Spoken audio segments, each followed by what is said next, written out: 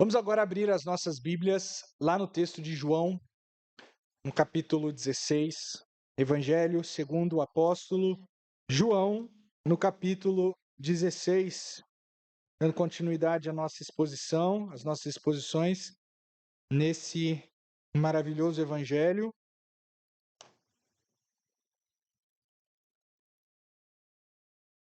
Nós vamos ler hoje a partir do verso 1 até o verso de número 15.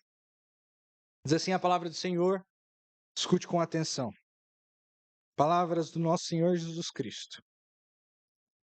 Tenho-vos dito estas coisas, para que vos não escandalizeis. Expulsar-vos-ão das sinagogas. Vem mesmo a hora em que qualquer que vos matar cuidará fazer um serviço a Deus. Isto vos farão, porque não conheceram ao Pai nem a mim. Mas tenho-vos dito isto a fim de que, quando chegar aquela hora, vos lembreis de que já vô-lo tinha dito. E eu não vos disse isso desde o princípio, porque estava convosco. E agora vou para aquele que me enviou. E nenhum de vós me pergunta: para onde vais? Antes, porque isto vos tenho dito, vosso coração se encheu de tristeza. Todavia digo-vos a verdade, que convém que eu vá, porque se eu não for, o Consolador não virá a vós, mas quando eu for, vô-lo enviarei. E quando ele vier, convencerá o mundo do pecado, e da justiça, e do juízo.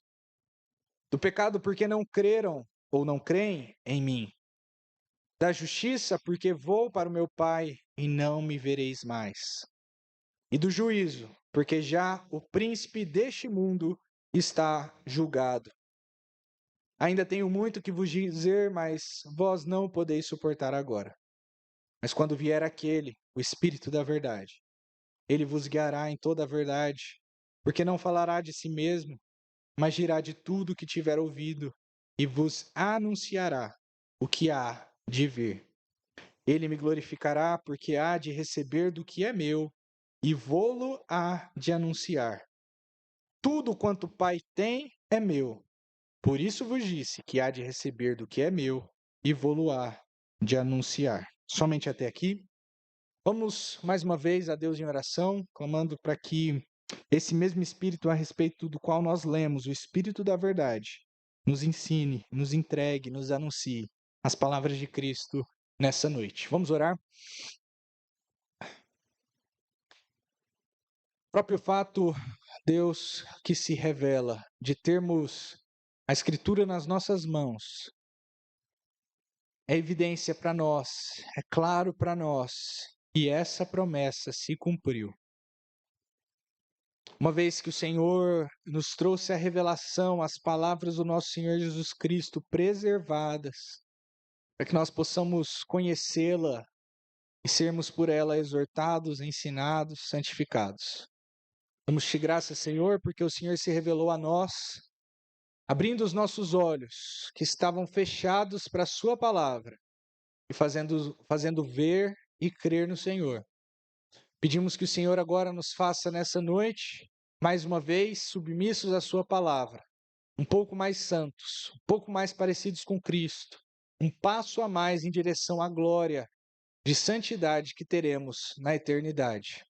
Ajuda-nos, Senhor, retirando os obstáculos que nós levantamos, os obstáculos internos e externos, para que nós possamos crer na sua verdade e para que assim o Senhor seja glorificado no nosso meio. Assim nós oramos, em nome do nosso Senhor Jesus Cristo, exaltado. Amém.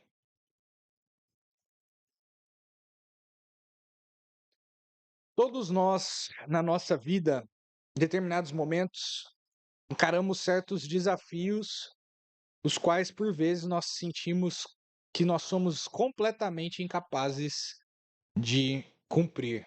Nós pensamos no desafio, nós pensamos naquilo que, de certo modo, é requerido de nós, e por vezes nós não sabemos nem por onde começar a tarefa.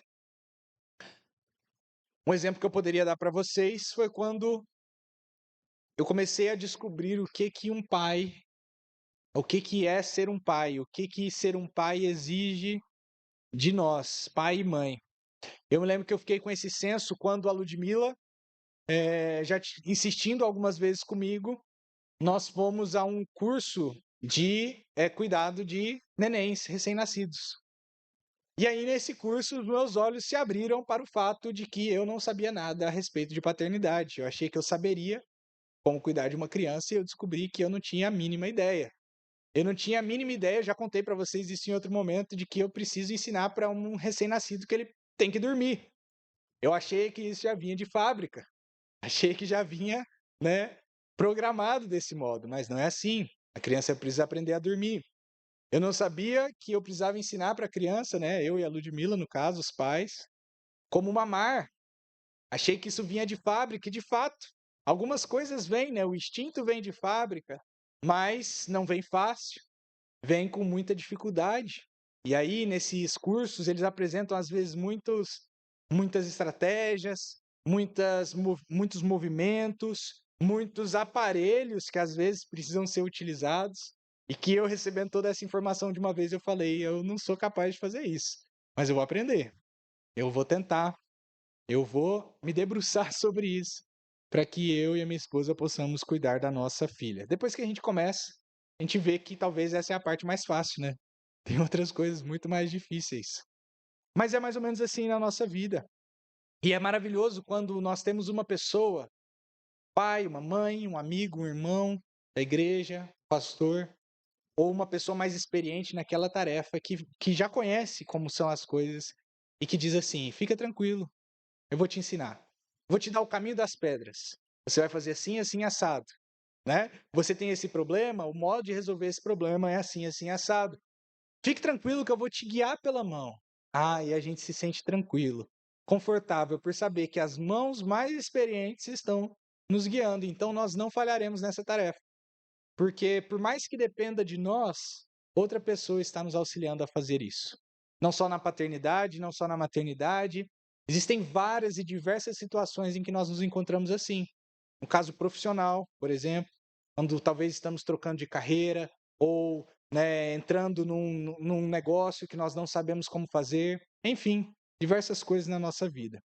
E essa ilustração serve para nos apresentar aquilo que nós começamos já a falar a respeito dela hoje. O fato de que o Senhor mesmo nos incumbiu com uma missão que nós somos completamente incapazes de cumprir. Essa missão que é anunciada por Jesus Cristo aos discípulos, Jesus Cristo mesmo anuncia essa missão e diz: vocês não são capazes de cumprir. Vocês, pelo contrário, essa é a pior missão, a missão mais difícil, a missão que certamente vocês vão morrer cumprindo ela, que é o que ele vai ensinar, inclusive, hoje, e que vocês sozinhos não são capazes de cumprir. E talvez, se Jesus Cristo falasse só isso, seria desesperador. Os discípulos se atemorizariam de um modo irreversível. Mas o nosso Senhor Jesus Cristo vem dizer: mas fiquem tranquilos. Eu preparei para vocês alguém mais experiente, entre aspas. Alguém que sabe o caminho das pedras. Alguém que vai pegar vocês pela mão e vai conduzir vocês. E vai fazer com que, mesmo que seja a pior e mais difícil missão da vida de vocês, vocês não somente serão capazes de realizá-la, mas vocês também serão bem-sucedidos nela. Que mesmo pela morte, a missão será cumprida. O Espírito Santo os capacitará a realizar essa missão. Nós vamos ver, portanto, nessa noite, que o Espírito Santo nos capacita a realizar a dura tarefa, que é ser testemunha de Cristo nesse mundo. Nós vamos ver isso em 4 pontos, e o primeiro ponto que nós vamos ver hoje vai do versículo 1 a 4, no qual Jesus Cristo deixa ainda mais claro qual é a dura missão dos santos nesse mundo. Veja lá no verso 1, Jesus diz assim: tenho-vos dito essas coisas para que vos não escandalizeis. Expulsar-vos-ão das sinagogas. Vem mesmo a hora em que qualquer que vos matar cuidará a fazer um serviço a Deus. Isto vos farão porque não conheceram ao Pai nem a mim. Mas tenho-vos dito isso, a fim de que quando chegar aquela hora, vos lembreis de que já vô-lo tinha dito, e que não vos disse isso desde o princípio, porque estava convosco. Mais uma vez, verso 1, tenho-vos dito essas coisas para que vos não escandalizeis. Nosso Senhor Jesus Cristo, então, nesse momento, nós nos lembramos que Ele está nos momentos de despedida dos seus discípulos antes da sua morte.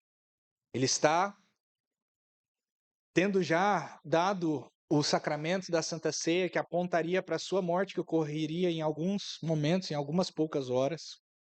Ele dá as suas últimas palavras e direciona os discípulos para a sua missão que eles deveriam realizar, e uma missão que eles deveriam realizar sem a presença física do nosso Senhor Jesus Cristo aqui.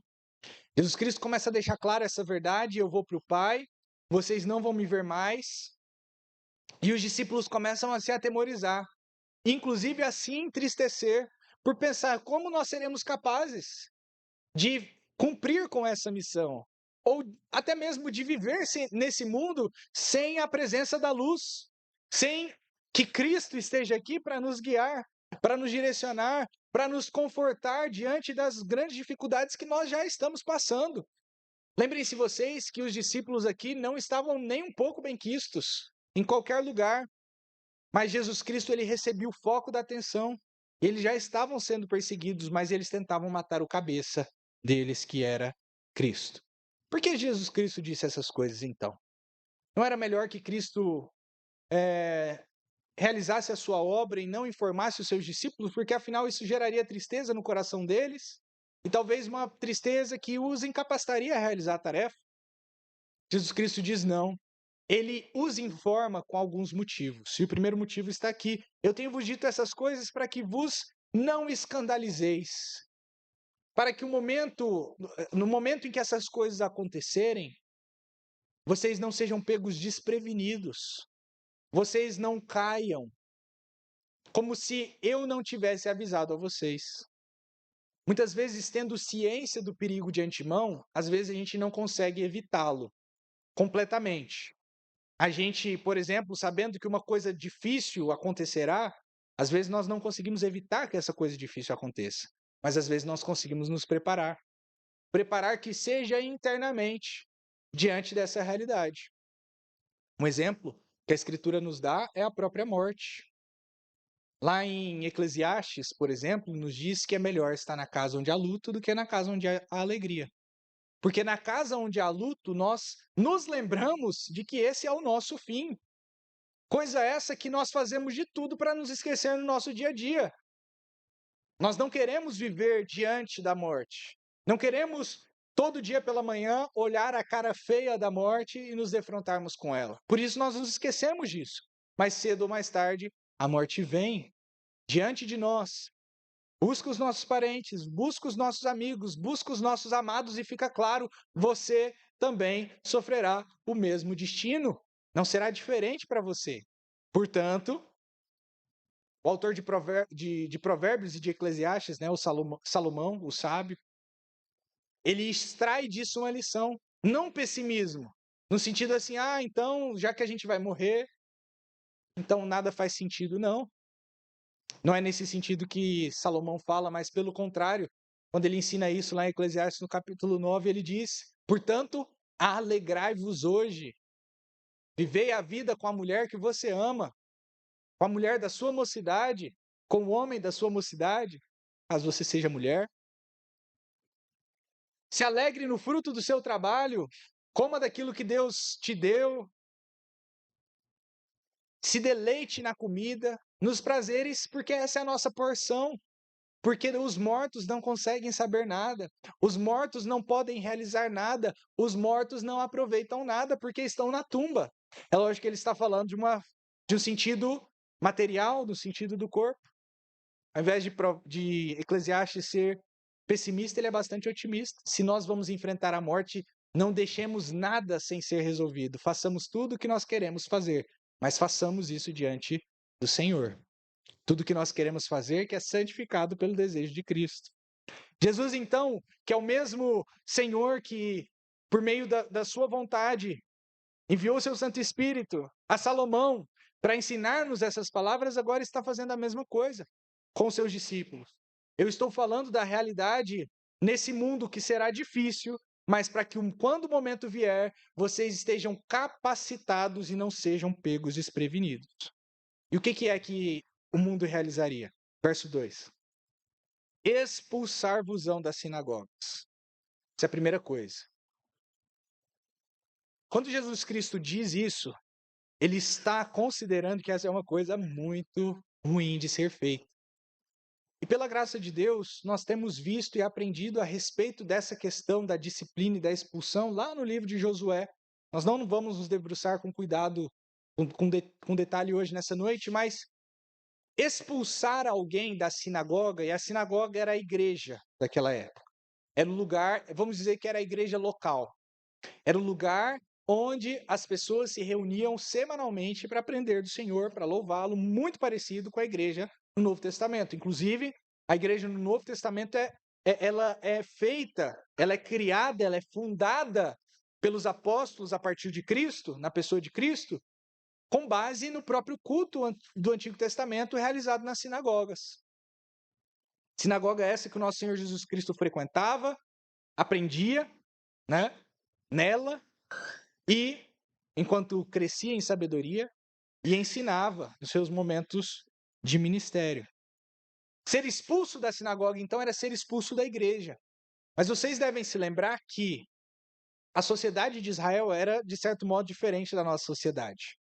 A sociedade de Israel era toda religiosa, toda voltada para a sinagoga, para o culto a Deus. E ser expulso da sinagoga, portanto, era ser expulso, de certo modo, de Israel.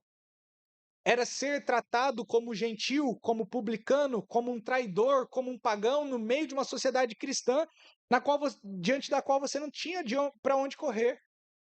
Era ser retirado do meio da sociedade.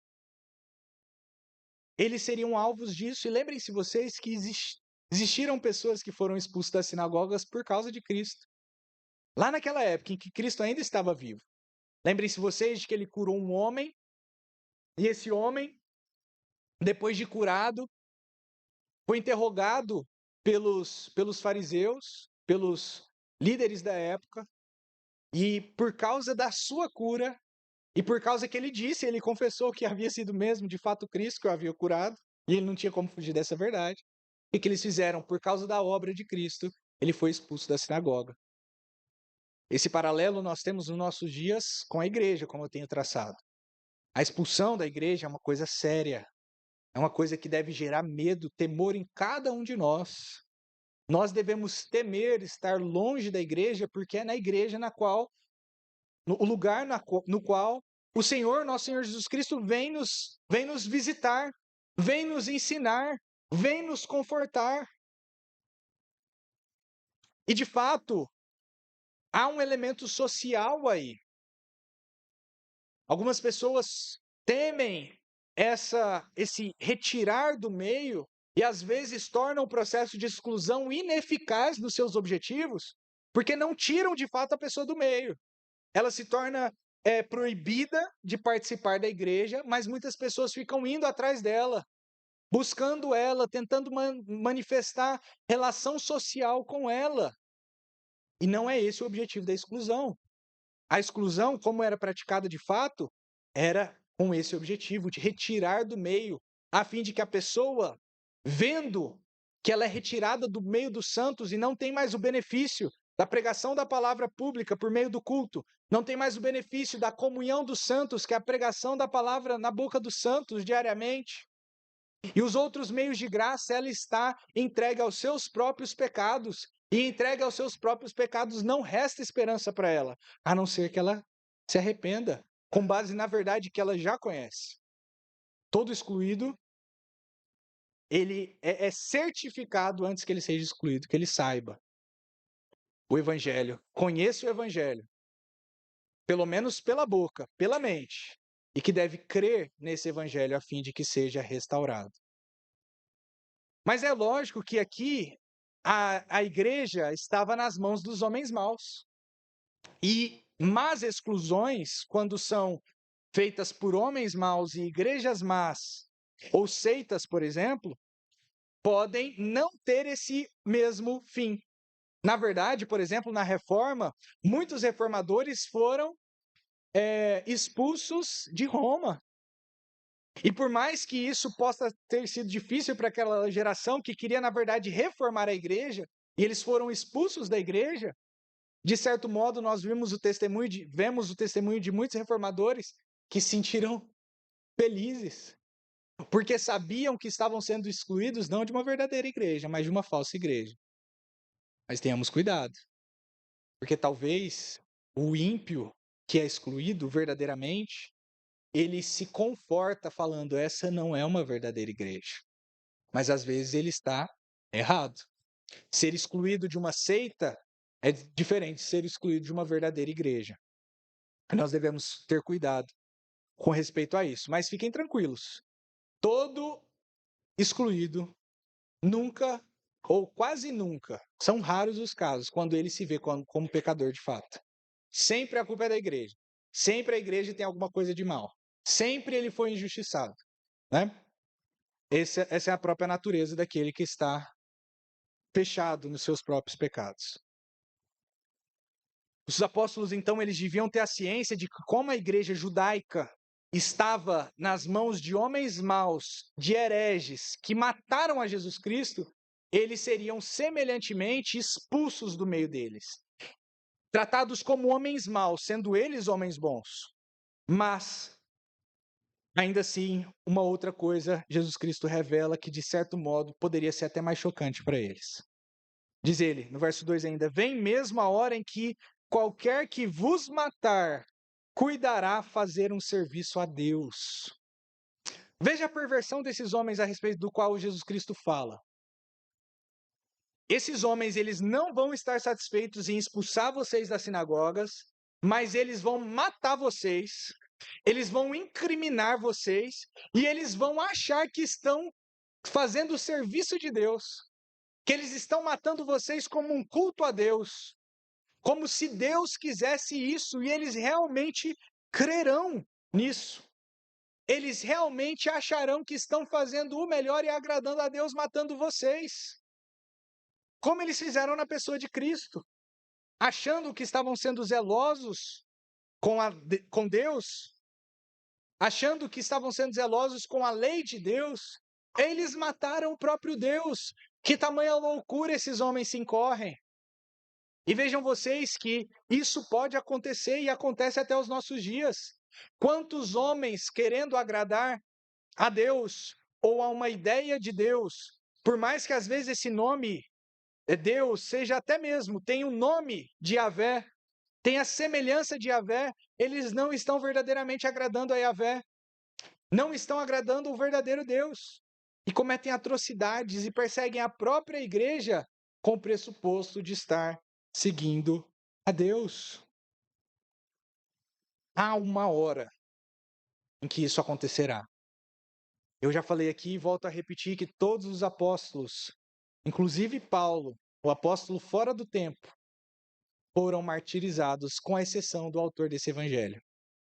Todos os 12, com a exceção de João, né? Todos os 11, portanto. Judas não está aqui, né? Judas, ele infligiu a sua própria morte, não está dentre esses 11 que eu citei.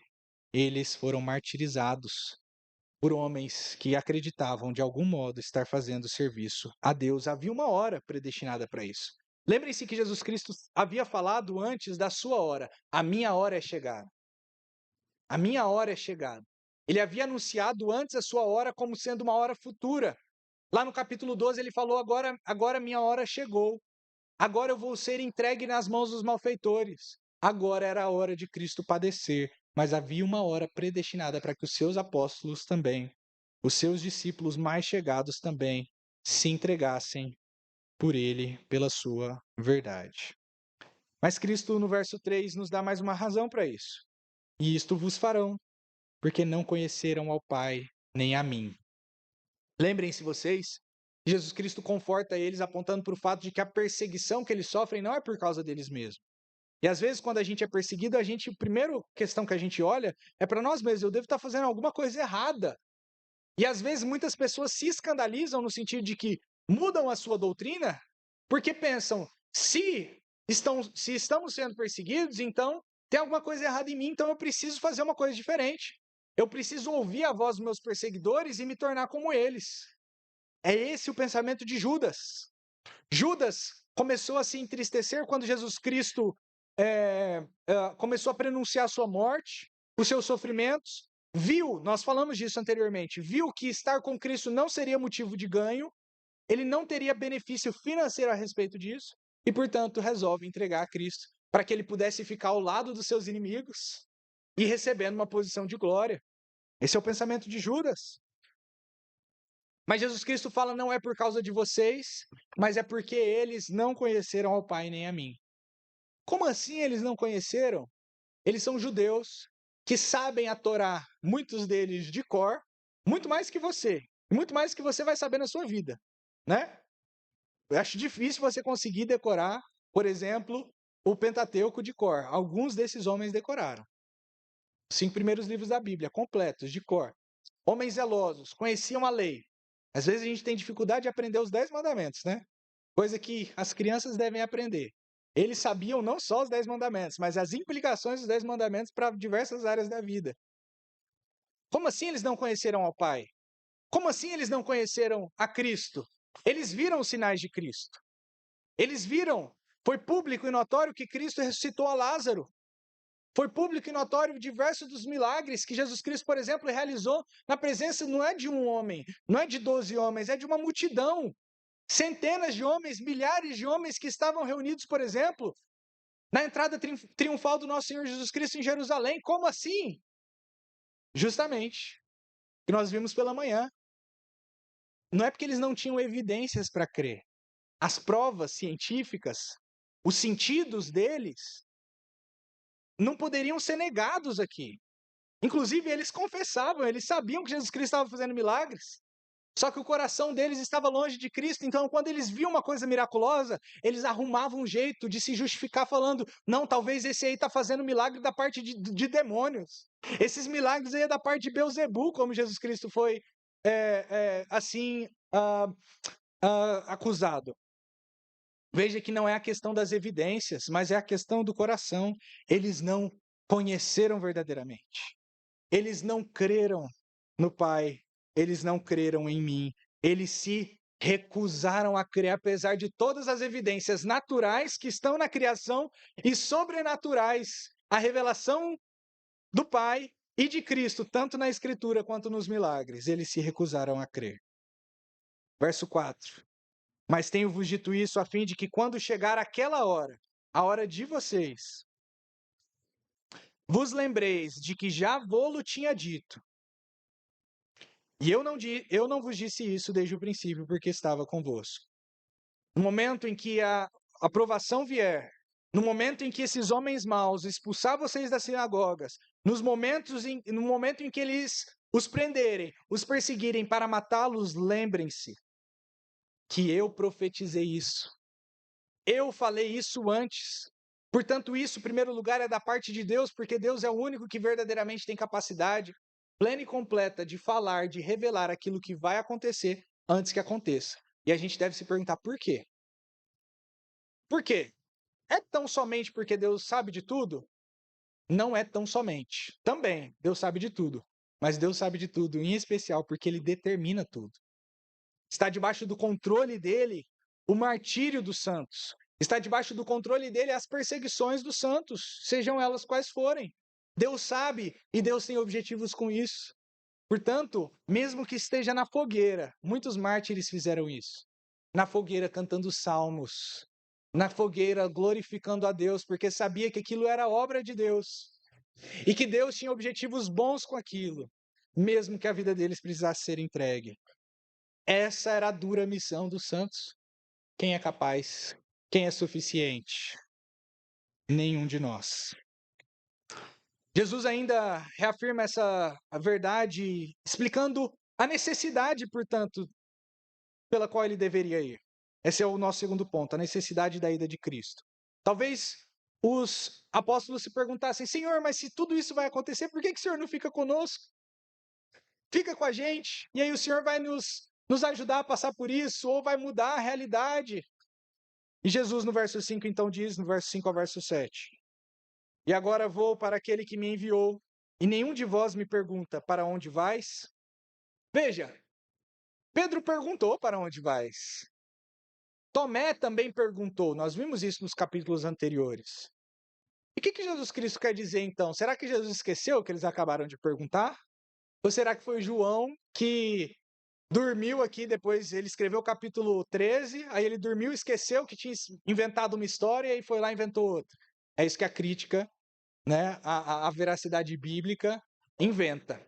É óbvio, né, que nem João era esquecediço a esse ponto, nem esquizofrênico, e nem que Jesus Cristo também era esquecediço ou esquizofrênico a esse ponto. É óbvio que tem uma explicação. E quando isso acontece, a gente deve se perguntar, então o que ele está querendo dizer? E o contexto nos revela. No verso 6 nós lemos, antes, porque isso vos tenho dito, vosso coração se encheu de tristeza. Jesus Cristo está dizendo, em outras palavras, as perguntas que vocês me fizeram não foram no espírito, no caráter adequado. Quando vocês me perguntaram para onde vais, se a gente voltar lá, eu não vou voltar porque a nossa hora já está ficando adiantada e eu ainda estou no começo. Mas quando Pedro e Tomé perguntaram, o foco deles estava neles mesmos. Não estava na onde Jesus Cristo iria. E para onde Jesus Cristo iria, finalmente? Para a glória. Em outras palavras, eles deveriam se alegrar porque o Cristo, que agora estava humilhado, seria glorificado à destra de Deus o Pai. E eles deveriam perguntar: para onde vai, Senhor? No espírito de adoração, de felicidade, porque Cristo estaria à destra do Pai.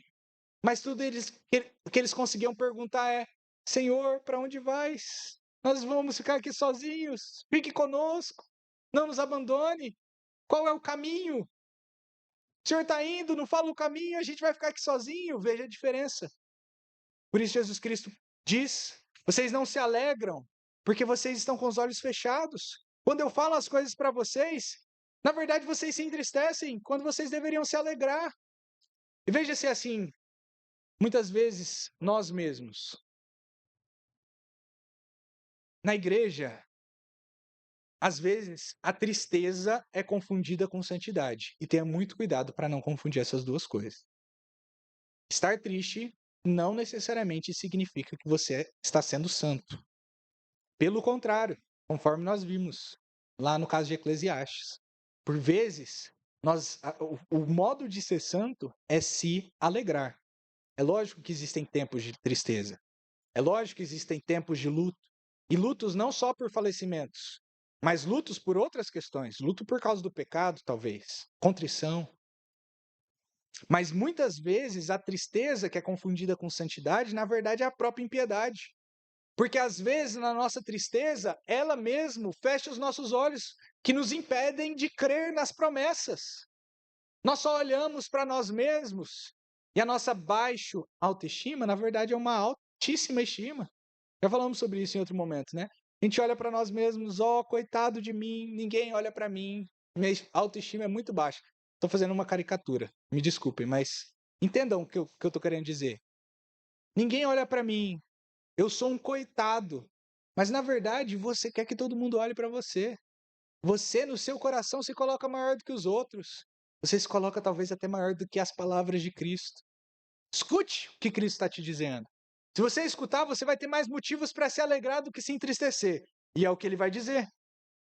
Todavia, digo-vos a verdade, que convém que eu vá, porque se eu não for, o Consolador não virá a vós. Mas quando eu for, vou-lo enviarei. Em outras palavras, Jesus Cristo já falou desse Consolador, mas agora ele está reafirmando. Vocês fecham os olhos para vocês na tristeza, mas vocês deveriam se alegrar, porque o motivo de eu não estar presente com vocês é um motivo mais do que excelente. Se eu não for, o Espírito Santo não vai ser entregue a vocês. Aí você, talvez, como um crente moderno, um crente influenciado pelas filosofias modernas, pode falar, mas como assim? Ter o Espírito Santo invisível é melhor do que ter Cristo visível? Sim! É isso que Jesus está falando, claramente. Exatamente isso. Ter o Espírito Santo invisível em nós é melhor do que ter Jesus Cristo visível entre nós? Sim! É evidente isso pela própria diferença entre os discípulos com Cristo, físico, e os discípulos com o Espírito Santo invisível. Os discípulos aqui, com Cristo visível, físico diante deles, estão como aqui? Estão como? Aqui. Vacilantes, temerosos, fazendo perguntas inadequadas, completamente tímidos, homens tímidos, covardes, se acovardando. Como são os discípulos depois que o Espírito Santo desce? Pedro, no meio de 3.000 pessoas, na verdade mais, 3.000 pessoas convertidas, pregando com audácia, no sentido de com coragem. Vocês mataram o Rei da Glória. Esse Pedro, amedrontado, vocês mataram o Rei da Glória, sem medo, nesse momento, sem medo do que uma turba de homens, milhares de homens pudessem fazer com ele. Veja a diferença. Aí nós, como crentes, ficamos, como se eu pudesse, que maravilha seria se eu vivesse nos dias dos discípulos. Meu irmão, minha irmã, que maravilha você viver no dia de hoje, na dispensação em que o Espírito Santo nos é dado com abundância e na qual o próprio Cristo vem habitar conosco espiritualmente. É motivo de alegria maior para nós vivermos hoje com o Espírito Santo nessa dispensação na qual nós vivemos, falando aos nossos corações, trazendo Cristo para habitar em nós, do que meramente na presença física de Cristo. Alegre-se por conta disso. É lógico que nós queremos ver a Cristo na eternidade. Nós queremos conversar com Ele. Nós queremos, de diversos modos, estar com Ele, inclusive fisicamente, porque Ele é homem, e tem corpo, e está vivo. E isso vai ser maravilha para nós. Mas o estágio em que nós estamos agora é muito superior ao estágio que os próprios discípulos estavam, porque o Espírito Santo fala com liberalidade aos nossos corações. Portanto, nós vimos a dura missão dos santos e nós vimos a necessidade da ida de Cristo. Mas agora Jesus vai anunciar como o Consolador vai pegar eles pela mão.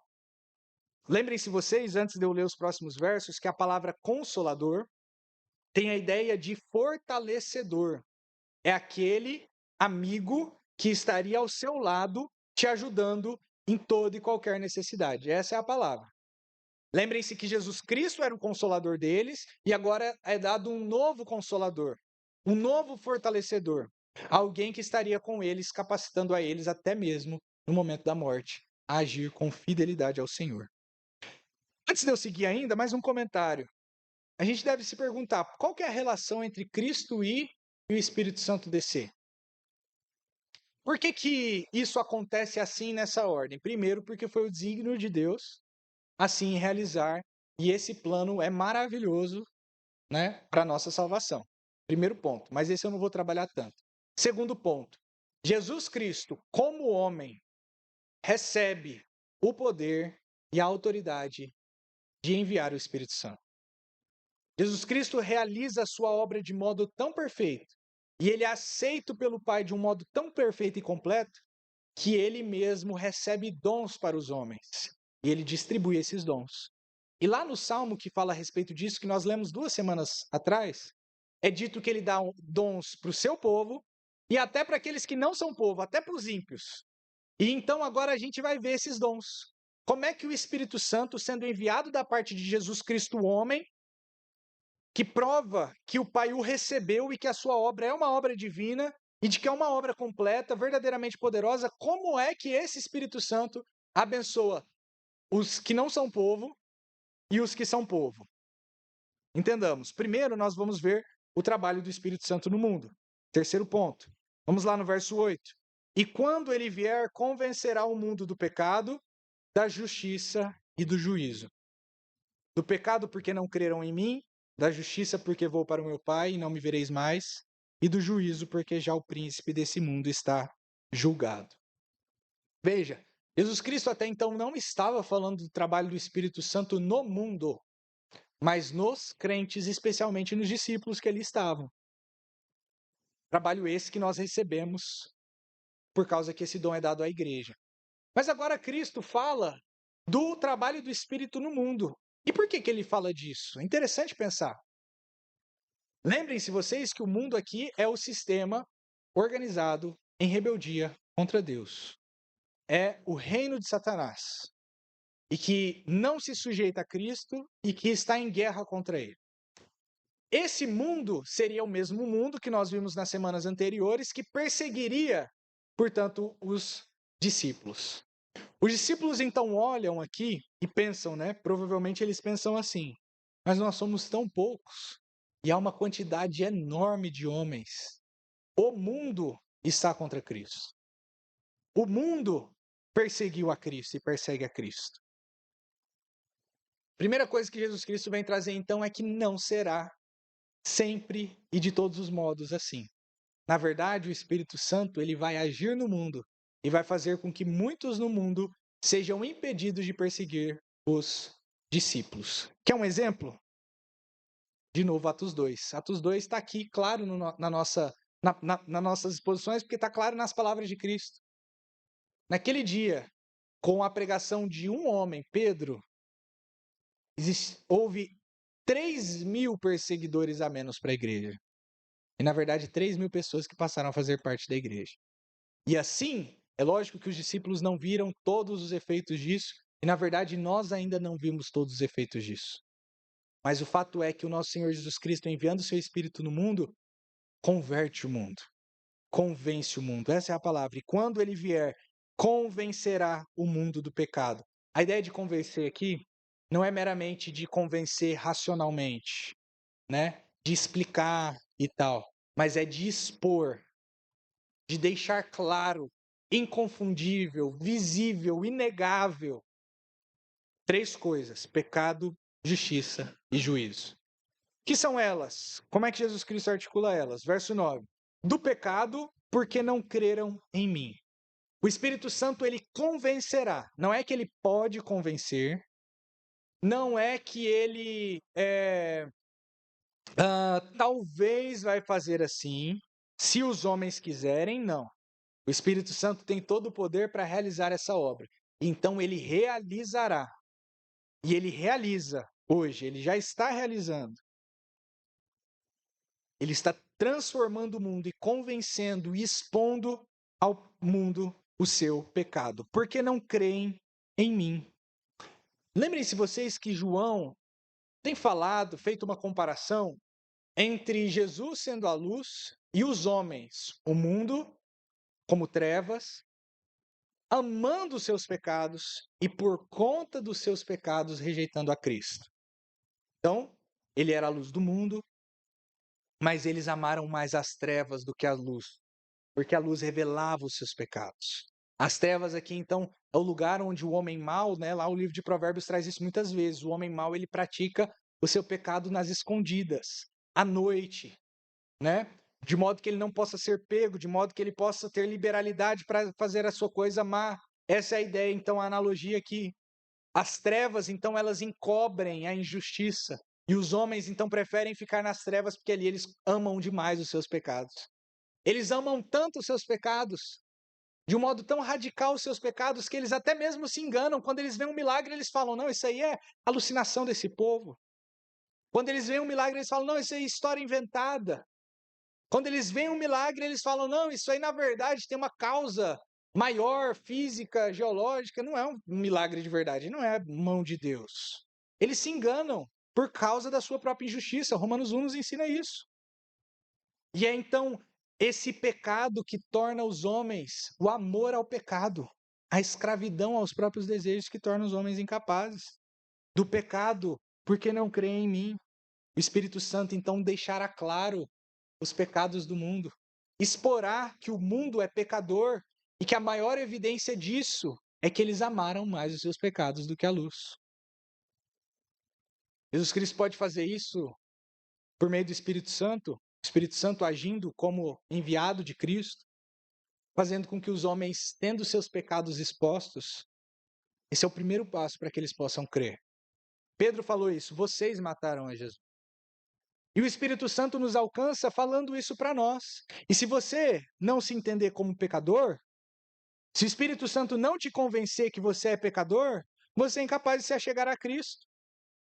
Entenda, se você hoje não crê em Cristo, do modo como deveria crer, é por causa que você não está acreditando que você é pecador, que você está amando o seu pecado.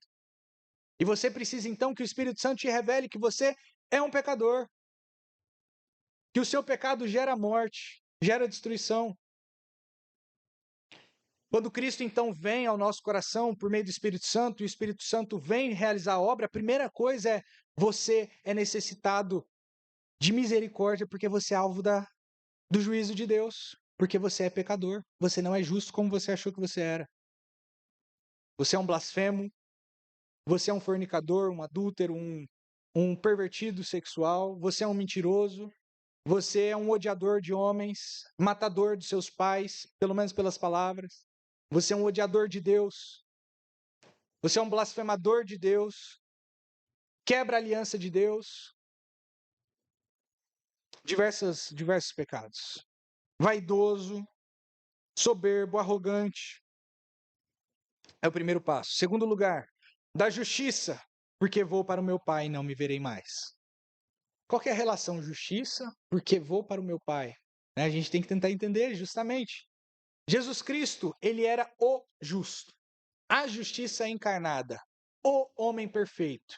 Isaías 53 nos fala a respeito disso. E na crucificação de Cristo isso fica claro. Apesar dele ser o justo, ele foi tratado como o pior dos homens. O mais pecador dos homens. Diante de Pilatos, Pilatos falou, né?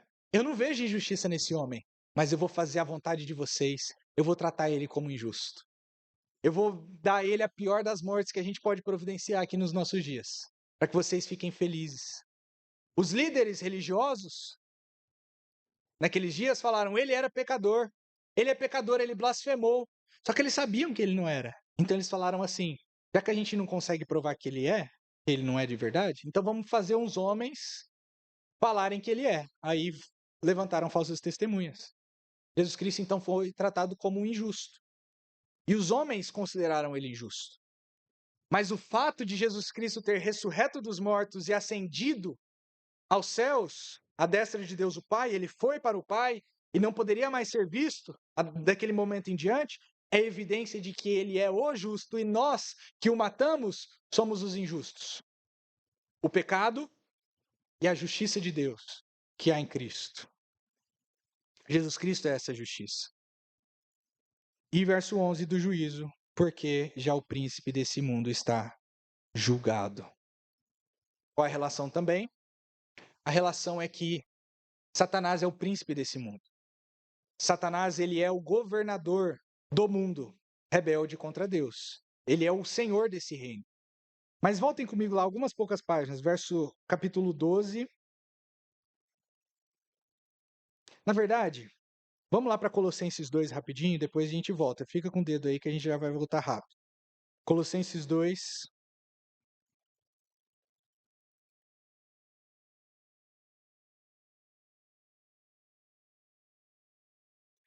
Verso 14. Havendo riscado a cédula que era contra nós nas suas ordenanças, a qual de alguma maneira nos era contrária, e atirou do meio de nós, cravando-a na cruz. Ele está falando da obra de Jesus Cristo na cruz. O que Jesus Cristo fez na cruz? Verso 15 é o nosso verso principal. E despojando os principados e potestades, os expôs publicamente e deles triunfou em si mesmo. A morte de Cristo na cruz foi quando, numa comparação de guerra, é quando você vence o seu inimigo e aí você entra na sua casa e você rouba tudo que ele tem, as suas riquezas, porque o seu inimigo está vencido. Jesus Cristo tomou os espólios dos principados, das potestades, e além disso, os expôs publicamente. Como nas guerras, né, o rei, conforme nós vimos em Josué, o rei, ele era guardado para ser demonstrado publicamente diante das pessoas que ele havia sido vencido. Aquele rei, né, o rei de Ai, foi empalado, colocado num madeiro, empalado, e o seu corpo foi visto durante o decorrer de todo o dia por aquela nação. Expôs a sua vergonha, a sua derrota publicamente, deles triunfou em si mesmo, ele venceu sobre eles. Voltamos lá agora, João capítulo 12. verso 31. João 12, 31. Agora é o juízo desse mundo. Agora o quê? Agora que hora? A minha hora, a hora que Jesus Cristo morreria. Ele estava ensinando a respeito disso. Agora é o juízo desse mundo. Agora será expulso o príncipe desse mundo, a autoridade desse mundo, o rei desse mundo. E eu, quando for levantado da terra, todos atrairei a mim. Nós vimos isso.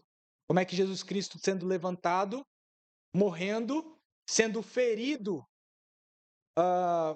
pela peçonha da serpente no seu calcanhar, depois sendo sepultado e ascendendo aos céus, ou seja, sendo levantado à destra de Deus o Pai, ele atrai todos a ele. E esses gregos que haviam nessa situação vindo falar com ele era uma evidência disso. E nós somos uma evidência disso. Gregos, brasileiros, gentios, estranhos, povo diferente, lá do longe, sendo atraído a Cristo. O Espírito Santo convencerá o mundo do juízo de Deus. Porque aquele que é o príncipe do mundo, o rei daquele que está no mundo, daqueles que estão no mundo, o nosso antigo rei, que era Satanás, ele já foi publicamente exposto na cruz do Calvário. Porque a evidência é de que serpente feriu o calcanhar de Cristo, mas Cristo na cruz do Calvário esmagou a cabeça dela. E se o rei está vencido, o que podem fazer as tropas? O máximo que as tropas podem fazer é fugir, mas na certeza de que o inimigo está correndo ao encalço. Mas o inimigo é o próprio Deus, o juízo. Veja que essa tripla aqui, o pecado, a justiça de Cristo e o nosso juízo, é o modo pelo qual nós podemos chegar ao Evangelho. É o que o Espírito Santo muitas vezes faz no mundo. Ele leva aqueles que estão no mundo servindo a Satanás a serem convencidos de que eles são pecadores, de que Cristo é o único justo e de que se eles não mudarem, eles têm o mesmo final do príncipe deles, que é Satanás. E assim, quando o Espírito Santo fala isso de modo, ele chama de modo eficaz, quando na verdade o Espírito Santo chama verdadeiramente, não há outra resposta senão a completa rendição. É o que qualquer pessoa faria na batalha. O rei está morto, sou alvo de juízo. Vou ser morto? Eu me rendo. Essa é a maravilha do Espírito Santo, que ele age no mundo, fazendo com que os ímpios, os inimigos, se tornem santos, se tornem amigos. Isso para os discípulos era motivo de conforto, por saber que por mais que eles pudessem morrer nessa batalha, e o soldado muitas vezes morria, ainda assim eles teriam um bom sucesso, porque o mundo seria convencido. O mundo está sendo convencido. Esses poucos homens agora são milhões de homens.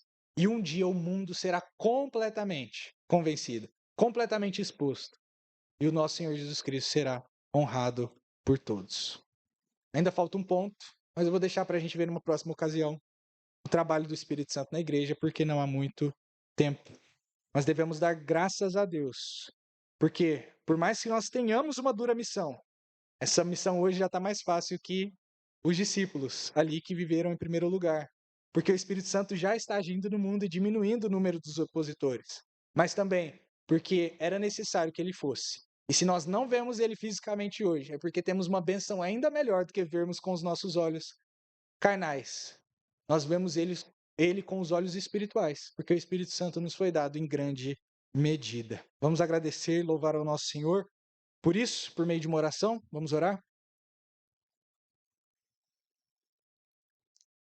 Que bênção é para nós, Senhor, sermos contados dentre o seu povo.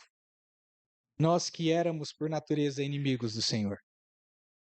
Nós que, por natureza, tínhamos um outro príncipe, derrotado, fraco, incapaz de nos salvar. Um príncipe julgado. A sua sentença foi proclamada na cruz de Cristo. Lago de fogo eterno, destruição, vergonha por toda a eternidade.